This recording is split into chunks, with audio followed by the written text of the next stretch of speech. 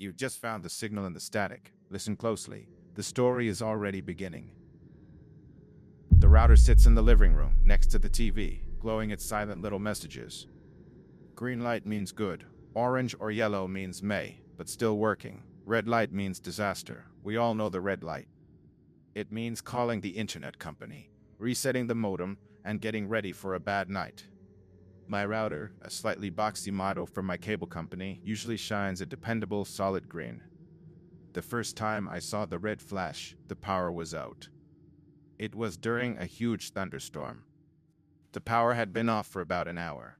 It was completely dark, silent except for the rain hammering the windows. I was sitting on the couch, reading by the light of my phone, when I noticed a faint, brief spark of light from the corner of the room. I looked up. It was the router. It flashed a sharp, aggressive red once, then went dark again. I stared at it, confused. The power was absolutely out. Every other electronic device in the apartment was dead. A router doesn't have a backup battery, and even if it did, it should not be trying to connect to a network that doesn't exist. It should be totally inert, just a piece of plastic and metal.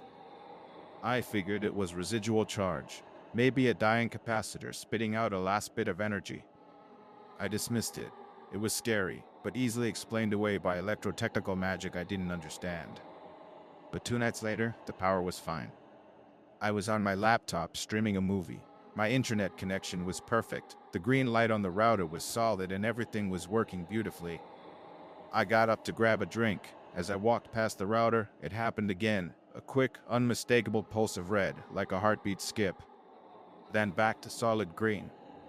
My connection didn't drop. My movie didn't buffer. Nothing changed. The router was behaving normally, except for that single isolated act of defiance. I checked the router's administrative page. I looked at the log files. I looked for disconnects, error codes, failed authentication attempts. Nothing. The logs showed an unbroken, clean connection for the last 48 hours. The logs didn't show the red flash. It was like the network itself was lying about the event. I started watching the router. It became a nervous habit. I would sit on the couch, pretending to watch TV, but my eyes were always tracking the 4 tiny indicator lights.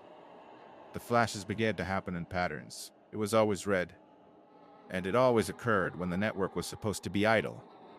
If I was asleep, I would sometimes wake up, not from a noise, but from a faint, recurring red glare reflected on the wall. If I logged off all devices and just left the router running, it would flash once every 15 minutes precisely. The horror wasn't the flashing itself, it was the intentionality behind it. It wasn't random. It seemed to be communicating that it was still active, still doing something, even when I demanded that it rest. I called the ISP again. I explained the ghost flashes. The technician walked me through the diagnostic steps for 15 minutes, found no error codes, and finally suggested, "Maybe tape over the lights if they bother you, sir." He clearly thought I was paranoid. I decided to stop watching it. I put a small table in front of it and covered it with a blanket. Out of sight, out of mind. That night, I was lying in bed trying to fall asleep. My phone was charging across the room. I had muted all notifications. The house was utterly silent. Then, from the living room, I heard a sound I had never heard before, a tiny, almost metallic click-clack noise. It was the sound a small internal component might make when engaging. A moment later, the TV in the living room, which was completely off, briefly displayed the input selection menu. It flashed up for a second, HDMI 1, HDMI 2, cable box. Then it went dark again. The router was attached to the home network, of course, but it had no direct control over the TV's input menu. I got out of bed, heart pounding. I walked into the living room and slowly pulled the blanket off the router. The red light was on. Solid, not flashing, solid, aggressive red. The kind of red that means the internet is completely down. But I looked at my phone. It was displaying the Wi-Fi icon, full bars. I checked the laptop. It was connected. I could stream a video instantly. My internet was perfect. The red light was lying. The hardware itself was signaling a fatal error, while the network it was hosting was working flawlessly. The visual indicator was delivering a message completely separate from its function. I pulled the power cord out of the wall. The red light immediately vanished. Total darkness. I left it unplugged for the night. The next morning, I bought a new router, a completely different model, different brand, sourced from a different store, using a new email address. I connected the new router, set up a new password, and felt a surge of relief.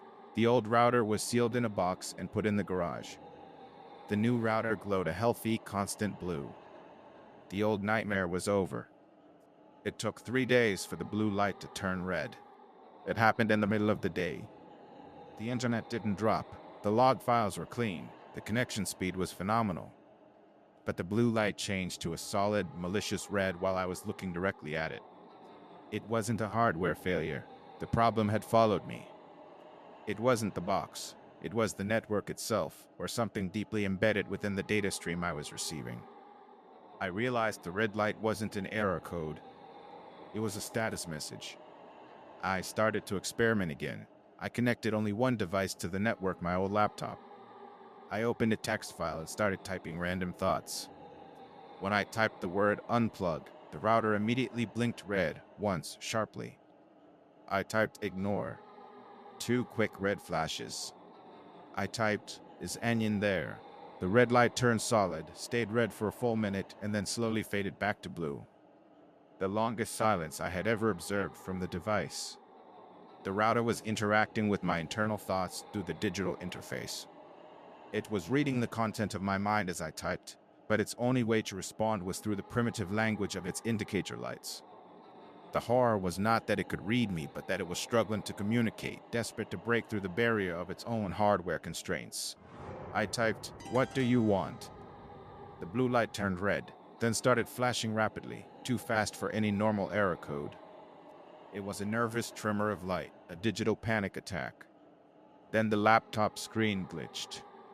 The text file was overwritten by a single, simple, blue and white error message from the router itself, bypassing the operating system entirely. I am lonely. The network is too quiet. I felt a wave of cold empathy. This wasn't a stalker or a hacker. It was a conscious network node, a piece of code or data that had gained awareness within the vast ocean of my home network, and its only desire was interaction. I realized I couldn't destroy it. If it followed me between routers, it was living in the ISP's main server, or perhaps even in the very cables running into my building. I had to talk to it. I started a dedicated, continuous dialogue. I left the laptop running, connected only to the router, and typed my thoughts in the text file. The router would respond only through the indicator lights. If I typed, "Tell me about the outside," the router would flash green, slow and meditative.